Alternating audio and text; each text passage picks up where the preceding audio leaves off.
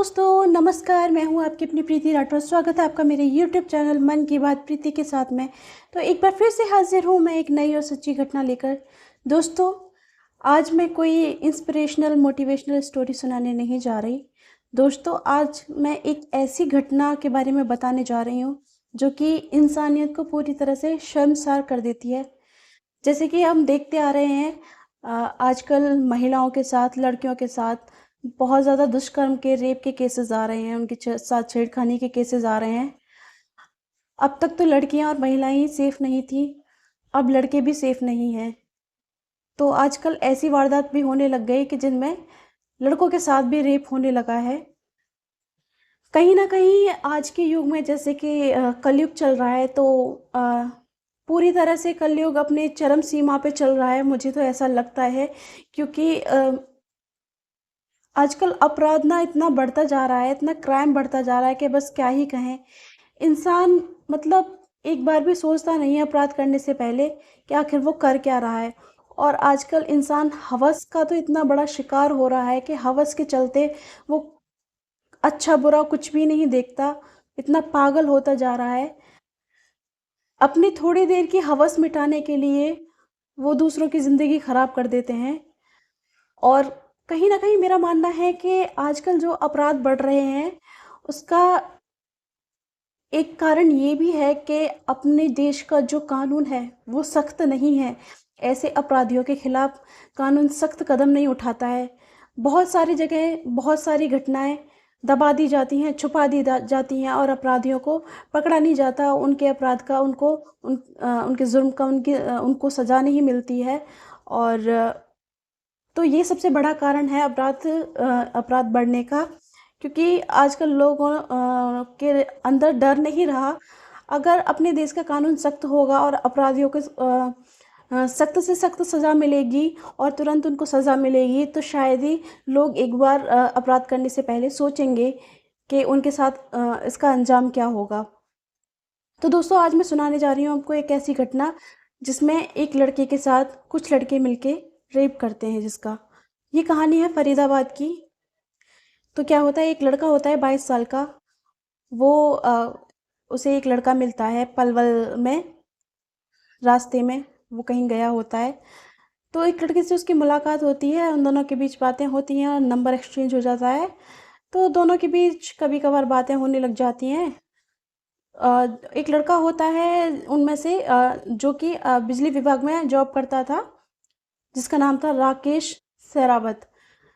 तो क्या होता है, एक बार वो जो दूसरे लड़के से उसकी बातें होने लग गई थी, नंबर एक्सचेंज हो गया था, तो वो कुछ महीने बाद उस लड़के को फ़ोन करता है, बोलता है कि यार मेरी तबीयत ख़राब हो रही है। वो वहीं रहते थे, आसपास ही रहते थे, फरीदाबाद में ही। तो वो उसको कॉल करता है कि यार मेरी दिल की धड़कन बढ़ रही है और मुझे बहुत ज़्यादा प्रॉब्लम हो रही है, मेरी तबीयत ठीक नहीं है, तो तू मेरी हेल्प कर देगा, आजा। उस वक्त क्या होता है कि मौसम थोड़ा ख़राब हो रहा होता है, आंधी और बारिश का मौसम हो रहा होता है। तो जो दूसरा लड़का होता है वो राकेश से मना कर देता है कि नहीं यार, मैं नहीं आ सकता, मौसम बहुत ख़राब हो रहा है, तू कैसे भी अपना मैनेज कर ले। तो उसकी कई बार कॉल आती है, वो इग्नोर कर देता है। लास्ट में वो फोर्सफुली उसे इंसिस्ट करता है और मना लेता है उसे अपने पास बुलाने के लिए। और इस तरह से रिएक्ट करता है कि उसकी तबीयत बहुत ज़्यादा ख़राब है और बहुत दिक्कत में है वो, तो उसको उसकी हेल्प चाहिए। तो वो लड़का मजबूर होके चला जाता है। फिर क्या होता है, बाहर एक ओयो होटल होता है, वहीं जहाँ वो रहता है उसके आसपास एक ओयो होटल होता है। तो उसके बाहर ही वो उससे बातचीत करता है और अपनी तबीयत का मतलब इस तरह से रिएक्ट करता है कि सच में उसकी तबीयत बहुत ख़राब है। और 1 डेढ़ घंटे तक वो ऐसे ही रिएक्ट करता है। तो उसको, लड़के को भी लगने लग जाता है कि हाँ, इसकी वाकई तबीयत ख़राब है और देखना चाहिए। तो फिर वो बाद में ये कहता है कि यहीं पास में ओयो होटल है, तो वहाँ चलते हैं, थोड़ा रेस्ट करते हैं वहाँ पे। और मेरे जानने वाले का ही है ओयो होटल, तो कोई दिक्कत नहीं होगी, राकेश ऐसा बोलता है दूसरे लड़के से। तो वो लड़का चला जाता है उसके साथ। उसे क्या पता था कि मेरे साथ कुछ गलत होने वाला है। वो उसके साथ रूम में चला जाता है। फिर क्या होता है, वहाँ उसने कोल्ड ड्रिंक लेके आता है वो राकेश, और उसको कोल्ड ड्रिंक ऑफर करता है कि कोल्ड ड्रिंक ले ले। तो उसने कोल्ड ड्रिंक में कुछ मिलाया हुआ था, उसे कोल्ड ड्रिंक पिला देता है, कोल्ड ड्रिंक पी लेता है। तो जैसे ही वो कोल्ड ड्रिंक पीता है तभी वो राकेश बोलता है उस दूसरे लड़के से कि चल अपने कपड़े उतार। वो शॉक्ड हो जाता है, बोलता है ऐसा क्यों बोल रहा है? तो वो मना करता है और वो उसके साथ ज़बरदस्ती करने लगता है। फिर धीरे-धीरे क्या होता है कि उसको जो उसने नशीली दवाई मिला रखी थी उसमें, कोल्ड ड्रिंक में, उसका असर होने लगता है। उसके हाथ-पैर लड़खड़ाने लगते हैं, सिर घूमने लगता है और आउट ऑफ कंट्रोल हो जाता है उसका शरीर, तो उसके कंट्रोल में नहीं रहता। तो वो लड़का उसके साथ रेप करने लगता है। उसके सारे कपड़े उतार देता है, उसके साथ रेप करता है। 2-3 घंटे तक रेप करता है। फिर क्या होता है, दवाई का असर थोड़ा कम होता है। उसी दौरान वो और लड़कों को भी बुलाता है। 2-3 लड़के और आ जाते हैं, तो वो आपस में बात कर रहे होते हैं। तो वो बोलते हैं, "अरे यार! मुझे भी करना है, मुझे भी करना है।" और वही लड़का किसी और से बात करता है फ़ोन पे, राकेश जिसने रेप किया था। वो बोलता है कि यार एक मुर्गा फँस गया, किसी से बात कर रहा होता है, वो सुन लेता है। तो फिर क्या होता है, इसी के चलते वो उसका फ़ोन ले लेते हैं दूसरे लड़के का जिसके साथ रेप हुआ था, उसका फ़ोन ले लेते हैं और उसके पेरेंट्स से, परिजनों से फिरौती की माँग करते हैं। पैसे माँगते हैं कि हम तुम्हारा लड़का हमारे कब्ज़े में है, हमें इतने पैसे चाहिए वरना इसके साथ कुछ गलत हो जाएगा। और उसके पेरेंट्स को तो करते ही करते हैं, उसके रिलेटिव्स को भी वो कॉल करते हैं और फिरौती माँगते हैं। फिर लड़का बहुत घबराया हुआ होता है, उस लड़के को वो लड़का भागने की कोशिश करता है।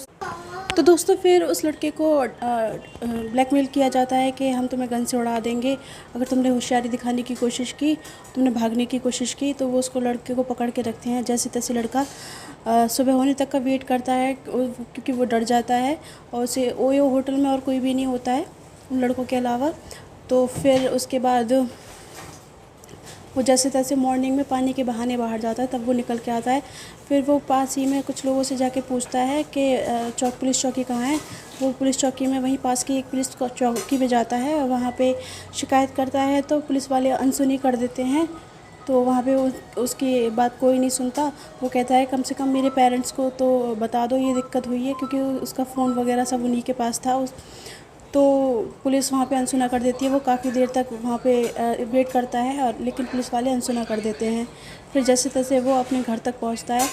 फिर उसकी तबीयत ना बहुत ज़्यादा ख़राब हो जाती है, वो चलने फिरने लायक नहीं होता। इस तरह से उसके साथ दुष्कर्म किया गया था। तो अब वो हॉस्पिटल में एडमिट हो जाता है और आगे की प्रोसेस उसके पेरेंट्स वगैरह अपने पास के ही थाने में एफआईआर करते हैं और मामला आगे होता है। तो देखो अपने यहाँ का प्रशासन भी ऐसा होना चाहिए कि पुलिस को ऐसे केसों की सुनवाई करनी चाहिए अच्छे से और अपराधियों को सज़ा मिलनी चाहिए। तो मेरे कहानी का यही उद्देश्य था सुनाने का कि अपने यहाँ का कानून सख्त होना चाहिए और अपराधियों के खिलाफ़ सख्त से सख्त कार्रवाई होनी चाहिए और लोगों को भी सोचना चाहिए, इतना हवस का शिकार ना हो। तो ऐसा कृत्य अपने देश में, अपने समाज में नहीं होना चाहिए बिल्कुल। धन्यवाद।